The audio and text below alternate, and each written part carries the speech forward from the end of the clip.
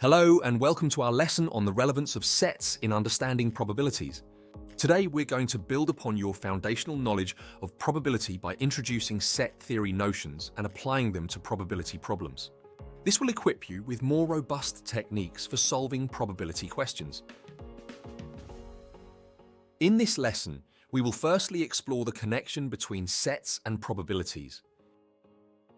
Then, we will explain how set operations like union, intersection, and complement can be used to simplify and solve probability problems. Finally, we will apply these new concepts through practical examples to solidify your understanding. So far, we've covered the basics of probability by discussing sample spaces and intuitively grasping the concept of probability. You know that a sample space contains all possible outcomes of an experiment, and you have a sense of how likely an event is to occur based on intuition and basic probability rules. With this foundation, we can now introduce the formal language of sets to speak about probabilities in a more structured and precise way. For instance, consider a scenario where you want to calculate the probability of either event A or event B happening. Using set notation and operations like union and intersection, we can simplify such scenarios and solve them systematically. This approach makes handling more complex problems much easier and more understandable. Let's dive into our topic by first understanding what sets are and how they relate to probabilities. A set is simply a collection of distinct objects, which can be anything: numbers, letters, symbols, or anything else. In mathematics, sets are often used to group elements that share common properties. For example, let's consider some simple sets. The set of positive prime numbers less than 10, the set of positive odd numbers less than 10, or the set of positive even numbers less than 10. Using these sets, we can define some useful operations. Union is denoted using this U-shaped symbol. The union of two sets, A and B, includes all elements that belong to either A, B, or both. In terms of probability, this can represent the event of either A or B occurring.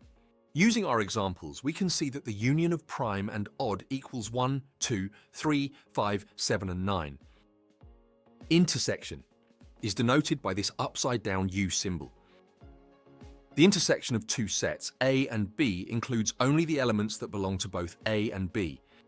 This represents the event of both A and B occurring simultaneously.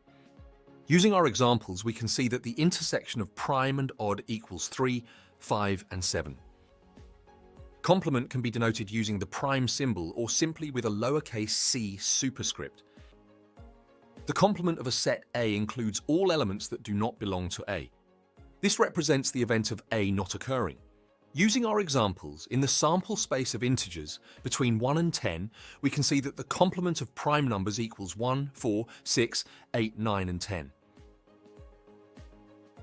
Now let's connect these set operations to probability. Consider the following. We have a sample space S, which includes all possible outcomes of an experiment. Let A and B be events within this sample space. The probability of a union B is the probability of A happening and/or B happening. Similarly, the probability of A intersection B is the probability of both A and B happening. The probability of A not happening is denoted as PA prime. To calculate this, we can do 1 minus the probability of A happening. This should make sense. An event A either happens or doesn't happen, which gives us PA plus PA prime equals 1. Another way to think of it is that A union A prime is the full sample space S, since any outcome either lies in A or does not lie in A. These formulas are incredibly useful for solving probability problems that involve multiple events. By using set notation and operations, we can simplify and systematically solve complex problems. Let's do some practice problems to solidify this understanding. Suppose we have a sample space S containing outcomes 1, 2, 3, 4, 5, and 6 from rolling a fair six-sided die.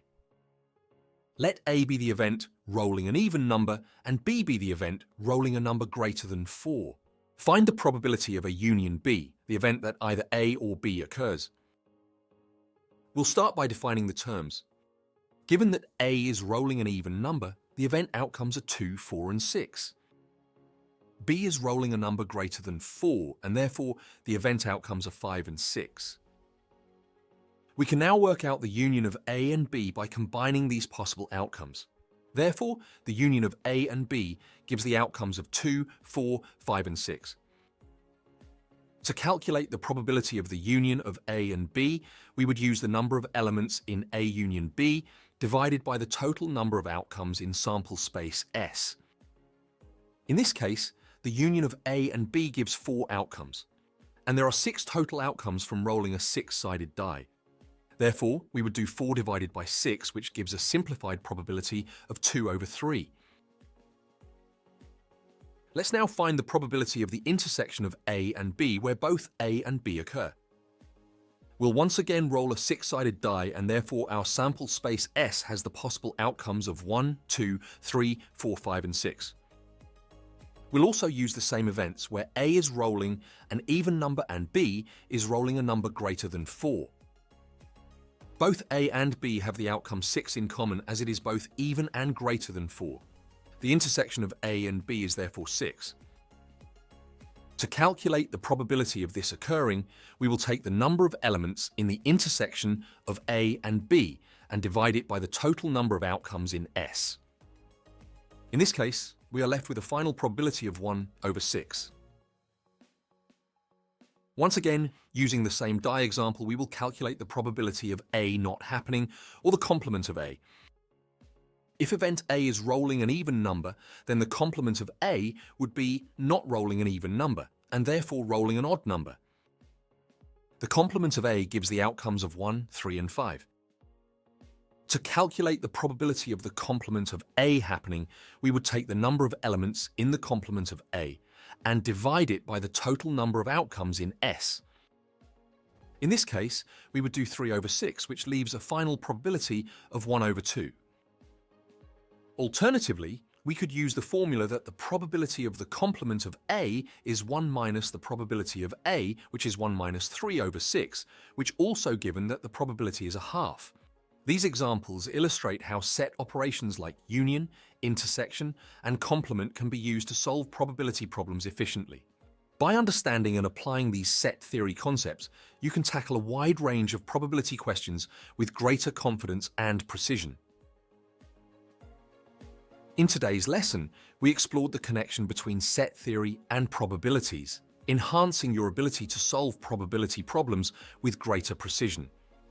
We began by defining sets as collections of distinct objects and introduced 3 key set operations: union, intersection, and complement. The union of 2 sets represents the event of either A or B occurring, the intersection represents the event of both A and B occurring, and the complement represents the event of A not occurring. We then connected these operations to probability calculations. By applying these set operations, we can simplify and systematically approach complex probability problems. This structured method allows for a clearer understanding and more efficient problem solving. We finished the lesson with practical examples to reinforce these concepts, demonstrating how set theory can be a powerful tool in the study of probability.